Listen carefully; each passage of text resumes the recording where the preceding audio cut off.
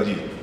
Yeah, that's exactly the message that we just have sent with the consultative document which the Commission has adopted for the follow-up of the Lisbon strategy, the next 2020 strategy, which is invest in long-term education and research and innovation.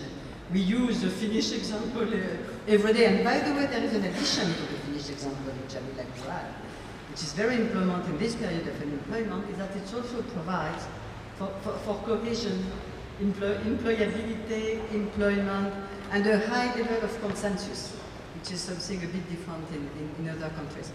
The second thing, we have at European level a number of facilities. We just created with the European Investment Bank, the specific innovation facility.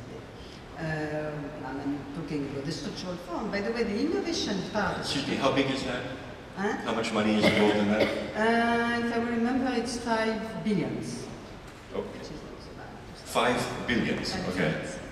And this is funds of funds. Laws, and this is with the EIB, and it's to complement the 7th framework program. Yeah. So it's quite, I would say, the innovation component of the 7th framework program. We have the structural funds, which are underused. I mean, I think are underused for innovation because governments and regions don't always know what to do. We have the new EIT and the KICS, which will be selected next week.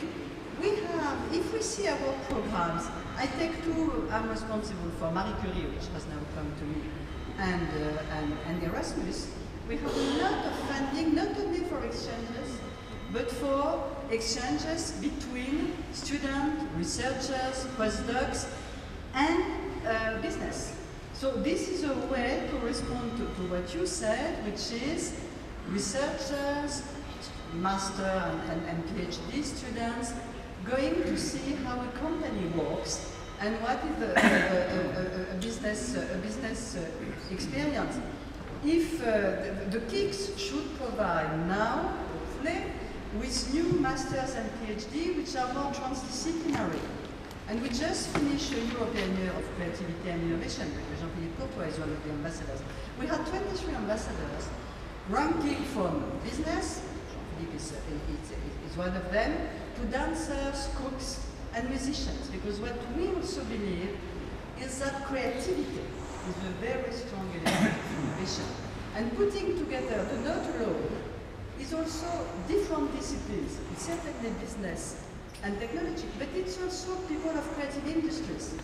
We made a study in Europe, and creative and cultural industry amount for 2.6% of GDP, which is more than the chemical sector, which is more than the agro-food sector, which is more than IT. So putting together all these people, and the ambassadors have now given a manifesto to President Barroso with recommendation, and one of the recommendations is about the whole area of skills, the risk-taking, investment in research and education and in cultural industries, and so that will help us to stimulate also our fine-tuning for finance. We will have a midterm review of the financial perspectives of the EU. Roch, if I could ask you, well, I'm sure you agree with the need for more public investment, but what should be done to make more private investment available now for spin-outs? Before I answer that, I want to come back to on your question and what was mentioned. I think there is a simple measure that hopefully, and it's a plea to governments, especially in Europe, and the European Commission: simplify. Simplify. Because one of the reasons why things are not happening, because they are complex. Simplify the creation and simplify the Chapter 11. Huge issue and big difference between Europe and the US, as we know, in the ability to take risks is what happens if I fail. And so it's really a plea for governments and the European, in the private sector, we take advantage of this crisis to simplify.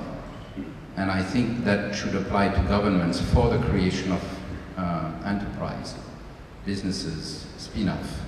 Make it simple to create a company, and make it simple if you fail. I'm sure that every one of the startup entrepreneurs in this room would, when we come to you, would probably agree on that point. And I don't understand why it's not happening. why? Odile, I mean, do you have, I don't mean to make you the defender of the system, but... A lot relies on government. I will talk a lot about subsidiarity, which is easy. No, but I think the reality behind that, I absolutely agree with that. If I see our own budget, I mean, let's take what normally companies, researchers, and so on hate, which is our financial regulation, which is a nightmare for officials like me as well, by the way. They have been developed, and it's the same in national governments, by ministers of finance, and their aim is that we don't spend the money. I mean, let's be blunt. So one of the messages I think that we will be giving, and we have already given, is for the next generation of the growth and job strategy, is really to have a much more growth-oriented financing way, which is simplification, which is taking risk. I mean, for the time in our budget, if a project fails, it has to reimburse, which is totally contrary to. So that's where, by the way, the risk facility that I was mentioning of the EIB is going to help. We have, and we work a lot on that at European level, to develop a new financial engineering, which is partly public-private partnership, which should be a strong element, but a more risk-taking approach of EU budget, which should be the same for national budget. It's not yet, I would say, gagné d'avance, as they would say in French.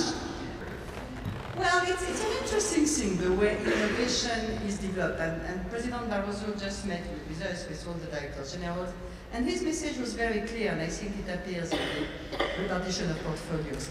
Innovation is everywhere. There is one coordination, which is with the commissioner responsible for research and innovation. But part of the innovation remains in the enterprise portfolio, part remains with me, and even with the EIT, and now with Marie Curie. Part is related to the digital agenda, which is the fourth portfolio. And his approach is we work together and stop with your territories, which is a good thing. It's not to say that I think it's better, because everybody has to think about innovation. I have the strategy of education, for example. There is a strong part on how to promote entrepreneurship and innovation. And I think it's good. It forces all of us to work together, which is good as a matter of principle. But it also forces us to think in your own area about innovation. It's a choice he has taken. It's a risk as well.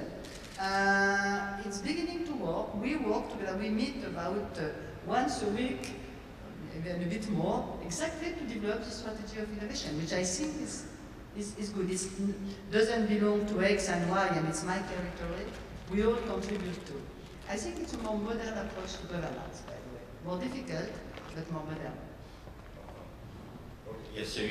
Just to finish with the public health, I am not representative of the French state and the French government, but what I can say is that the French government is thinking about launching a big program around technological campuses, and in order to foster the link between research centers, academic institutions, and private companies, to build new facilities and to host spin-off startup and companies in the framework of the research university. So I hope this program will be launched, but there are also at the level of the state,